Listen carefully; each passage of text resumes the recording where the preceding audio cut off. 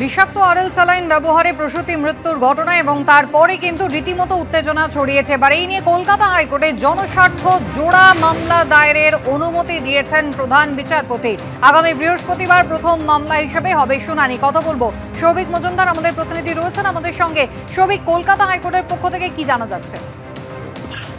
দেখো, তোমাকে বলবো যে বিজেপি নেতা এবং আইনজীবী কৌস্তব বাগচি এবং তার পাশাপাশি বিজয় সিঙ্গাল, এই দুই ব্যক্তির তরফ থেকে দুটি মামলা দায়ের করার জন্য অনুমতি দেওয়া হয়েছে এবং মাননীয় প্রধান বিচারপতির তরফ থেকে এই মামলা দায়ের করার জন্য অনুমতি দেওয়াও হয়েছে এবং যেটা মনে করা হচ্ছে যে আজকের মধ্যেই এই মামলা দায়েরের প্রক্রিয়া সম্পন্ন হবে।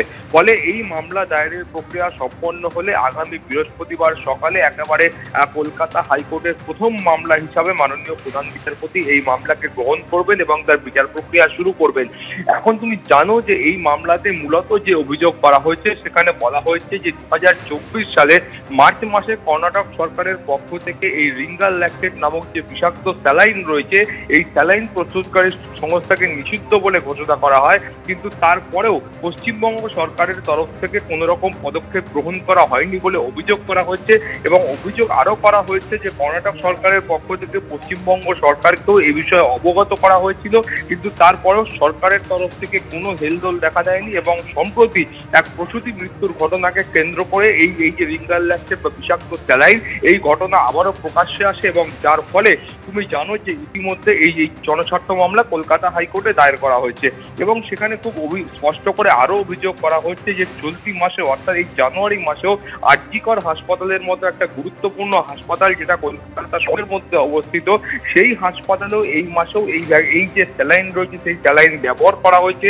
এখন প্রশ্ন হচ্ছে যে কেন এই স্যালাইন নিষিদ্ধ ঘোষণা করার পরেও যেখানে কর্ণাটক সরকারের মতো একটা সরকার তারা নিষিদ্ধ বলে ঘোষণা করছে এবং পশ্চিমবঙ্গ সরকারকে অবগত করছে, তারপরেও কেন এই রাজ্যে এই ভ্যাকসিন ব্যবহার করা হচ্ছে, কিভাবে এই ভ্যাকসিন ব্যবহার করা হচ্ছে, এর পেছনে আদৌ কোনো বড় ধরনের চক্রান্ত আছে কিনা, এর পেছনে কারা রয়েছে, এই গোটা বিষয়টার জন্য ইনভেস্টিগেশনের জন্য আবেদন জানিয়ে তারা কলকাতা হাইকোর্টে এই মামলা করেছেন। ফলে যখন এই মামলা কলকাতা হাইকোর্টে বিচার প্রক্রিয়া শুরু হবে সেই সময় যা প্রয়োজনীয় নির্দেশ আছে সেই নির্দেশ কলকাতা হাইকোর্টের তরফ থেকে দেওয়া হবে। কুসুমিতা। সৌভিক, ধন্যবাদ। এসএসকেএম হাসপাতালের সেন্ট্রাল মেডিসিন স্টোর এবং সেই স্টোরের গায়ে এখানে দেখতে পাচ্ছি যে প্রচুর পরিমাণে স্যালাইন রাখা রয়েছে, যে স্যালাইন কিন্তু ইতিমধ্যে নিষিদ্ধ হয়েছে। এবং সেক্ষেত্রে এই যে আরএলগুলো রয়েছে রিঙ্গাল ল্যাকটেট যে স্যালাইন, এবং যেটা একেবারে লেখা রয়েছে পশ্চিমবঙ্গ ফার্মাসিউটিক্যালসের, এবং যেটাকে ইতিমধ্যে নিষিদ্ধ করা হয়েছে। কিন্তু দেখতে পাওয়া যাচ্ছে সেটা হচ্ছে প্রচুর পরিমাণে এরকম স্যালাইন একের পর এক জায়গায় স্তূপীকৃত অবস্থায় পড়ে রয়েছে এবং এই জায়গাতে এই সমস্ত স্যালাইন সেই স্যালাইনগুলো রাখা রয়েছে, পাশেই স্টোর রয়েছে। এই স্যালাইনগুলো এখানে কারা রেখেছে? যে স্যালাইন ইতিমধ্যে নিষিদ্ধ হয়েছে সেই স্যালাইন কিন্তু প্রচুর পরিমাণে এখানে রাখা রয়েছে, যদিও এই স্যালাইনগুলো ব্যবহার করা যাবে না, ইতিমধ্যে সরকারের যে নির্দেশিকা এসছে। তারপর আমরা দেখতে পাচ্ছি যে এখানে স্টোরের জন্য আরও স্যালাইন নিয়ে আসা হয়েছে এবং যে স্যালাইনটা দেখতে পাচ্ছি অন্য কোম্পানির এই স্যালাইন নিয়ে আসা হয়েছে এবং সোডিয়াম ল্যাকটেট লেখা রয়েছে, অন্য কোম্পানির স্যালাইন। সেই স্যালাইন এসে পৌঁছালো এখানে এবং গাড়িতে করে। দাদা, এগুলো কি আজকে নিয়ে এলেন? হ্যাঁ, আজকে এসছে। আপনি এর আগে আসছেন এখানে? হ্যাঁ, আগে এসছি, কিছু কম মাল নিয়ে। এই জন্য দেখতে পাচ্ছি নতুন অন্য একটি সংস্থা, সেই সংস্থার স্যালাইন কিন্তু নিয়ে আসা হয়েছে এখানে এবং মেডিসিন যে স্টোর রয়েছে সেই স্টোর খুললে এগুলো কিন্তু স্টোরে নিয়ে যাওয়া হবে।